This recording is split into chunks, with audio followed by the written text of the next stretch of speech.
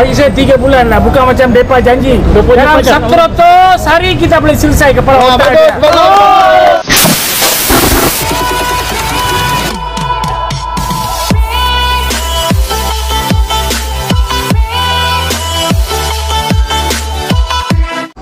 Baik, sahabat-sahabat yang baru menonton, hari ini kita buat siaran liputan secara langsung dari kawasan Bukit Bintang.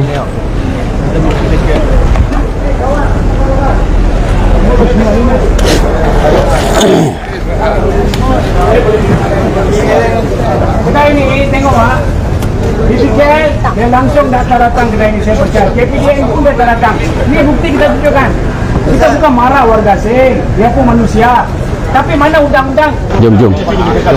Oh, di sini rupanya. Ini paling teruk. Tepi-tepi itu belakang dekat. Paling teruk, tapi mereka sudah dapat mengesan kehadiran Datuk Khalai. Dan maka itu tempat ini suci, bersih. Mungkin mereka sepantas kilat menyelimut segala barangan mereka. Kalau saya jadi menteri, bagi saya 3 bulan lah, bukan macam mereka janji. Dalam 100 hari kita boleh selesai kepala otak dia. Ya, nasib baik kita ada bodyguard sebenarnya.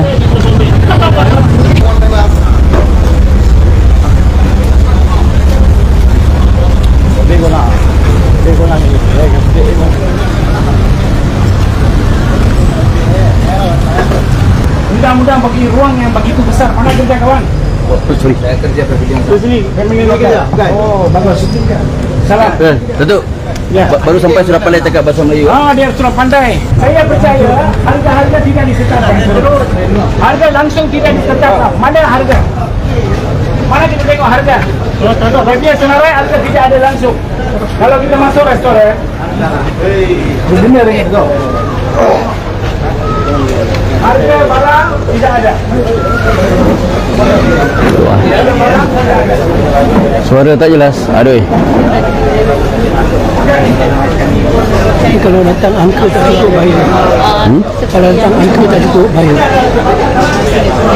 Datang cukup angka. Ya. Baik, sahabat. Kalau suara di TikTok tak berapa jelas, mohon maaf. Hari ini saya boleh liputan di kawasan Jalan Berangan, Bukit Bintang, Kuala Lumpur.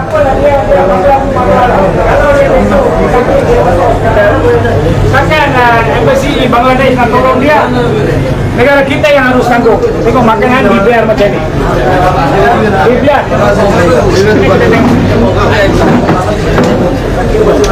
Tengok harga-harga di camping. Semua tidak ada harga. Semua tidak mempunyai harga. Sayur-sayur yang letak di sini, dia tidak ada harga langsung. Mana kita tengok harga? Kawan. Timbang mana? Timbang mana?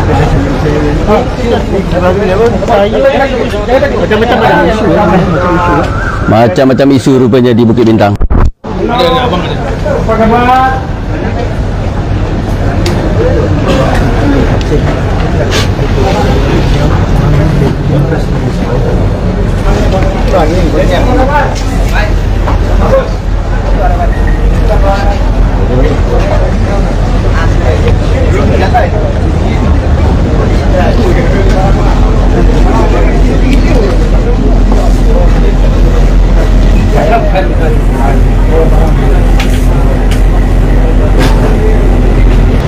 Dulu diorang bila datang tu masa mati hanya 5,000 di Pelabuhan masuk. Sekarang lambakan mereka lebih daripada warga tempatan. Dan saingan mereka bagi tempat. Dulu kawasan sini orang Melayu dengan orang India, orang Cina. Sekarang dipenuhi oleh warga asing. Dan orang Malaysia tak berani masuk kawasan ini. Macam itu terjadinya oleh kerana kerakusan kuasa yang dipegang oleh kerajaan sekarang. Dia tak peduli kepada kelambakan warga asing. Majlis Keselamatan Negara apa peranan? Restoran Lamia. Itu dia. Ini restoran dia.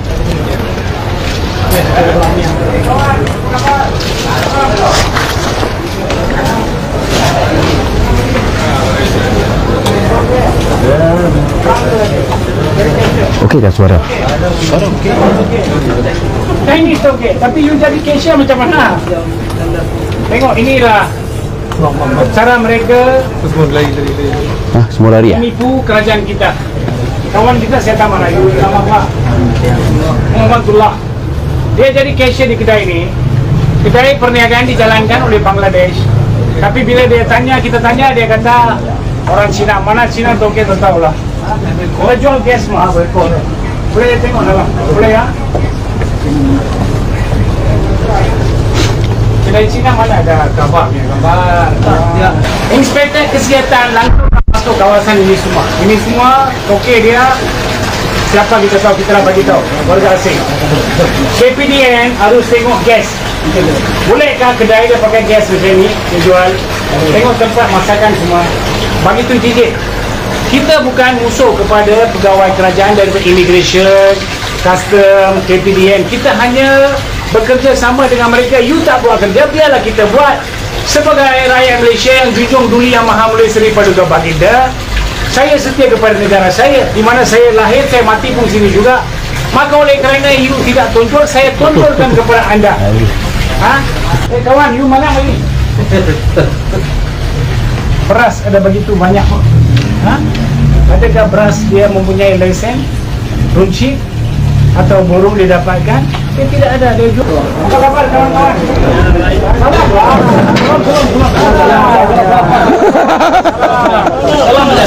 Sebagai manusia kita hormat. Tapi kita mau cara kacau sama orang, kita hantam sama government juga. Kita punya government sudah banyak rosak. Maka kita susah. Ada tahu? Kawan, bakalan berikan. Sini dekat. Marilah. Jangan takut.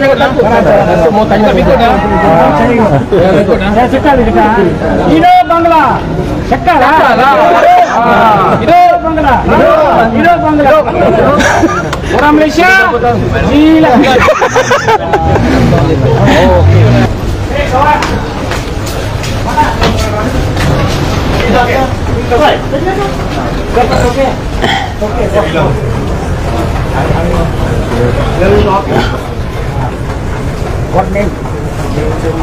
Tengok, adakah dipikir kerajaan tempatan, kerajaan Malaysia mempelawakan lesen bagi warga asing menjalankan kedai penjualan telefon bimbit dan alat-alat apa dia katakan macam ni semua lah, aksesori.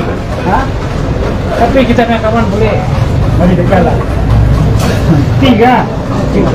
Malaysia cakap, saya cakap ni cakap Malaysia boleh.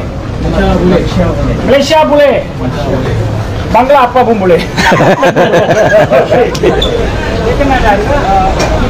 Dia cakap dia kena ada harga kan. Kedai siapa ini? Bos siapa? Masalah kan? Okey bos.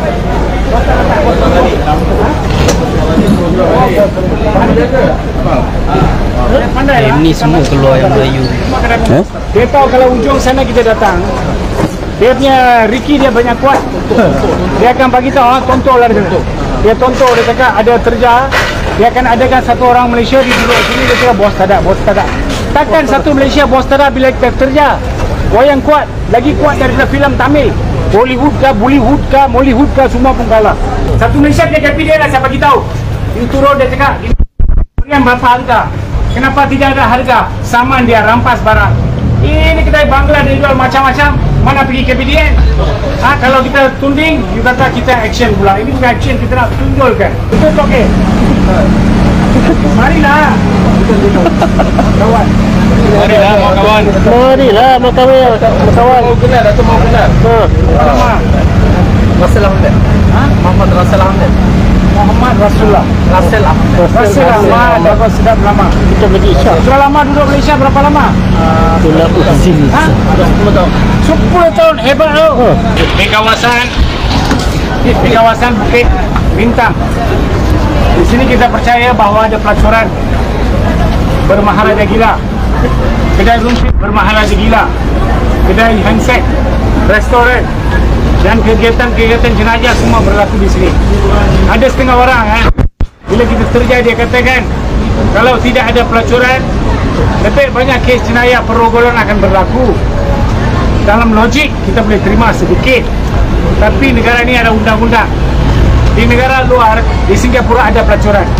Tapi setiap bulan dia kena pergi injection, dia kena buat pemeriksaan. Adakah wanita-wanita di Bukit Bintang ni dia menjalankan pemeriksaan? Adakah kawasan ini benar-benar pelacuran? Kerajaan kata tidak. Kalau tidak, macam mana mereka boleh menjalankan? Dia kata urut kaki.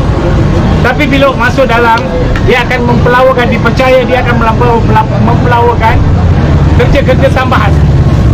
Maka DPKL, Immigration, Majlis Keselamatan Dalam Negara, dia harus pantau ni semua. Jangkitan AIDS, jangkitan HIV, semua COVID, semua punca dia kerana kelalaian yang saya percaya yang tidak dipantau oleh kerajaan negara Malaysia. So kami bukan menentang kerajaan atau menentang mana-mana pihak. Sepatutnya ahli parlimen, ahli Dewan Perundangan Negeri, BO, PBT, Majlis Daerah, YBP harus bertanggungjawab. Aku janji mereka mempunyai gaji yang cukup lumayan. Tepuk dada, tanyalah selera, adakah anda menerima gaji? Di mana saya telah katakan, di mana-mana masjid dia, sembayanglah sebelum anda disembayangkan. Pernahkah bila anda bersembayang, tak kira apa agama lah, bila sembayang anda menjawab kerajaan, adakah kau memain peranan penting? Ini kita terang-terang tengok. Kalau dia ada permit yang sah, kalau dia tidak menjalankan pelacuran, kenapa dia lari? Terang-terang. Maka kesimpulan hari ini kita buat supaya perkara ini dibawa ke Majlis Keselamatan Dalam Negeri dan juga Menteri KDN Saifudin Nasution, Menteri Kesihatan Dr. Zul dan Menteri Wilayah dan juga seluruh anggota Ketua Pembangkang Datuk Hamzah. Saya mau anda bersuaralah hal-hal ini. Jangan tunggu sampai PRU 16 baru nak bicara hal ini. Tunggu lambat. Kamu harus bersuara sekarang.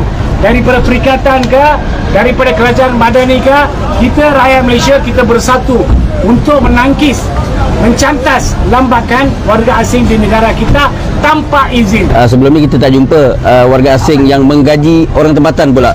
Sekarang tengok, warga asing menggaji orang tempatan, jadi kuli kepada dia. Inilah sudah terbalik. Sekian untuk video kali ini. Terima kasih kerana sudi menonton hingga tamat. Berjumpa lagi di video akan datang.